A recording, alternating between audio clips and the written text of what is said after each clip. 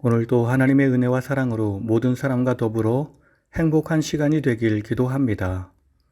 오늘부터는 느헤미야서를 통독합니다. 첫 번째 느헤미야 서론, 에스라서와 느헤미야서. 하나님께서는 주전 537년 제1차 바벨론 포로 귀환을 통해 성전을 건축하게 하심으로써 유다 백성을 구속사의 주역으로 다시 회복시켜 주셨습니다. 주전 458년 제2차 귀환 때는 에스라 선지자의 개혁을 통하여 내면적인 신앙 회복을 이룩하게 해 주셨습니다. 주전 444년 제3차 귀환 때는 성벽 재건을 통하여 외부로부터의 공격을 차단하고 개혁과 부흥 운동을 통하여 선민의 성결함을 회복시켜 주셨습니다.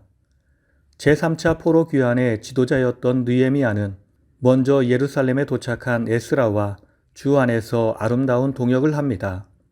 에스라서는 역대기서와 동일한 저자인 에스라에 의해 기록된 책으로 주전 537년 이스라엘 백성들의 제1차 포로 귀환으로부터 주전 444년 제3차 포로 귀환 직전까지의 이스라엘의 역사, 곧 스룹바벨 성전 건축과 에스라의 신앙 개혁을 중심으로 한 선민 이스라엘의 회복과 재건 과정에 관해서 이야기합니다. 그리고 느헤미야서는 제3차 포로 귀환을 주도한 느헤미야에 의해 기록된 책으로 주전 444년 제3차 바벨론 포로 귀환으로부터 주전 400년경까지의 이스라엘의 역사, 곧 예루살렘 성벽 재건과 개혁을 중심으로 한 이스라엘 공동체의 재건 과정을 이야기합니다. 에스라서와 느헤미야서는 다같이 이스라엘의 재건 과정을 다룹니다. 그리고 이를 통하여 1차적으로는 비록 세속 왕국으로서의 이스라엘은 멸망하였지만 민족으로서의 이스라엘은 망하지 않고 보존된다는 선민 역사의 영속성을, 그리고 궁극적으로는 택한 백성에 대한 하나님의 구원 역사의 연속성을 강조한다는 특징이 있습니다. 사실 에스라서와 느헤미야서는 저자가 다르지만 히브리 원전에서는 한 권의 책으로 묶여 있는데, 이는 두 책이 거의 같은 시대적 배경이며 내용상 연대기적으로 이어지는 것은 물론 구조와 패턴, 주제와 관심사에 있어서 놀라운 통일성을 보여주기 때문입니다. 느헤미야와 그의 사명. 제3차 포로 귀환은 제2차 포로 귀환으로부터 14년이 지난 주전 444년 느헤미야의 주도로 이루어졌습니다. 이때 얼마나 많은 사람이 귀환하였는지는 분명하지 않습니다. 느헤미야는 예루살렘 성벽 재건이라는 사명을 가지고 귀환하였습니다. 느헤미야는 귀환할 당시까지 페르시아 제국 제5대 왕인 아닥사스다, 주전 464년에서 425년 통치, 아닥사스다의 술 맡은 관원으로 봉직하고 있었습니다.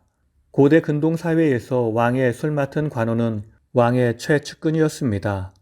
그는 아닥사스다 제20년에 예루살렘에서 온 동생 하나니와 그의 일행들로부터 예루살렘 성곽이 회파되었다는 소식을 듣습니다. 이는 물론 주전 586년에 있었던 바벨론에 의한 예루살렘 파괴를 말하지는 않습니다.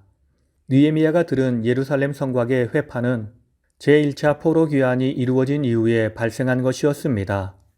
에스라서의 기록에 의하면 우여곡절 끝에 착공 20년 만에 예루살렘 성전을 재건한 포로 귀환자들은 곧 다시 자신들을 외부의 대적으로부터 보호하고 이스라엘의 국가적 위상을 확립하기 위해 예루살렘 성 재건을 시작하였던 것 같습니다.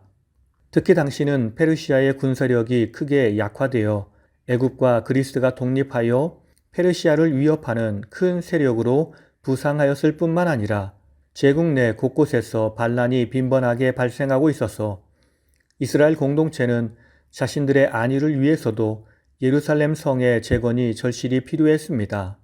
그러나 이러한 이유에서 시작된 예루살렘 성의 재건 사역은 이스라엘 대적들의 강한 방해에 직면하였고, 결국 제국 내의 반역을 매우 경계하였던 아닥사스다가 예루살렘 성의 건축이 페르시아를 반역하기 위함이라는 대적들의 고소를 듣고 공사 중단을 지시함으로써 중단됩니다.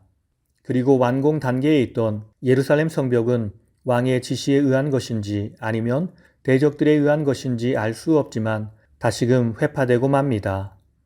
느헤미야가 들은 예루살렘 회파 소식은 바로 이에 대한 것이었습니다.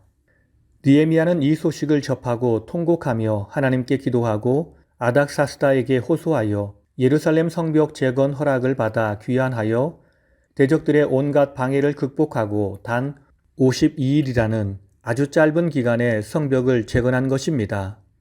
아닥사스다가 느헤미야의 요청을 기꺼이 수락하여 예루살렘 성벽을 재건하게 한 것은 이스라엘 공동체의 온전한 회복을 바라시는 하나님의 섭리였습니다. 한편 성벽을 재건한 느헤미야는 그것으로 자기의 사명을 다한 것으로 여기지 않았습니다.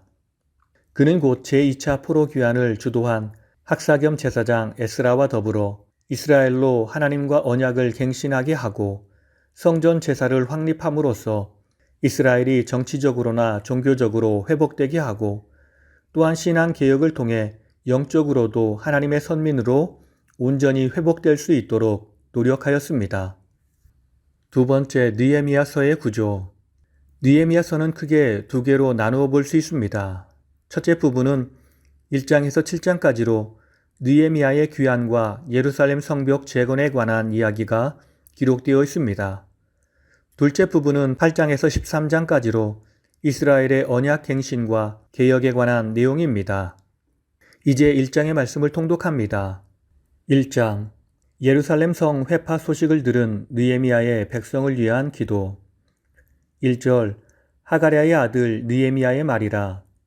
1절에서 4절, 하나니 일행의 예루살렘 성 회파 사실 보고와 느헤미야의 금식 기도. 아닥사사 왕 제20년 기슬루월 수산궁. 느헤미야가 유다에서 온 하나니와 일행을 만남. 그들로부터 예루살렘 성의 회파와 성문의 소각 소식을 듣고 수일 동안 슬퍼하며 금식함. 기도의 내용. 주를 사랑하고 주의 계명을 지키는 자에게 언약을 지키시며 긍휼을 베푸시는 하나님. 이스라엘 자손이 주 앞에 범죄하였음을 자복합니다. 주여 귀를 기울이시고 종의 기도를 들으시옵소서.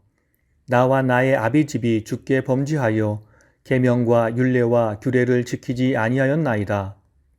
말씀을 저버린 백성에게 주님은 심판으로 열국으로 흩어짐을 말씀하셨습니다. 말씀을 지켜 행하는 자에게는 그들을 사방에서 불러 택한 곳으로 모아주신다고 하셨습니다. 주여 이 하신 말씀을 기억하옵소서. 주여 주의 이름을 경외하기를 기뻐하는 종들의 기도를 들어주시옵소서. 오늘날 주의 종으로 형통하여 이 나라 왕 앞에서 은혜를 입게 하옵소서. 느헤미야는 고국 예루살렘의 이야기를 듣고 민감하게 반응합니다. 그는 진심으로 나라와 민족을 사랑했으며 그 땅을 주신 하나님을 의지하는 사람이었습니다. 그는 마음속으로 이제 내가 고향 땅으로 돌아가 무너진 성벽을 수축하리라는 결단을 했습니다. 그러나 자기 뜻만 가지고서는 이룰 수 없는 일입니다. 왜냐하면 그는 페르시아 제국의 직분자이기 때문입니다. 황제를 위하여 일하는 자이기에 황제의 허락이 없으면 갈 수 없는 것입니다. 그래서 살아계신 하나님께 기도하며 하나님께서 황제의 마음에 선한 마음을 주시어 내가 주 안에서 계획한 모든 것들이 잘 이루어지길 기도하고 있습니다. 우리도 느헤미야처럼 선한 마음을 가지고 나라와 민족을 위해 항상 기도하는 사람이 되고 공동체가 어려움에 있을 때 솔선수범하여 기쁨으로 일을 감당하는 주의 백성이 되어야 하겠습니다. 오늘 이 하루가 주님이 바라보시려 하는 곳을 바라보고 그 일을 위해서 마음을 다해 살아계신 하나님께 전심으로 기도하고 내 삶에서 잘 준비하고 일을 진행하여 그 모든 일을 주 안에서 이루는 복된 날이 되길 예수님의 이름으로 축원합니다. 다 함께 기도하시겠습니다. 주님은 우리를 진심으로 사랑하시는 하나님이십니다. 그런데도 우리가 실패하고 넘어지는 것은 우리의 죄악임을 우리는 잘 알고 있습니다. 주여 부족한 우리를 사용하여 주시어 무너져가는 나라와 민족을 위해서 기도하게 하시고 주님이 나라와 민족을 위해 사명의 자리로 보내실 때에 기쁨으로 가서 주의 일을 감당하는 일꾼이 되게 하옵소서. 누가 시켜서 하는 것이 아니라 하나님이 주시는 감동에 민감하게 반응하며 앞장서서 헌신하는 주의 일꾼이 되게 하옵소서. 주님께서 내게 주신 말씀과 성령의 감동을 무시하지 않게 하시고 이끄시는 대로 순종하며 주와 동행하는 우리 모두가 되게 하옵소서. 살아계신 예수님의 이름으로 기도드립니다. 아멘.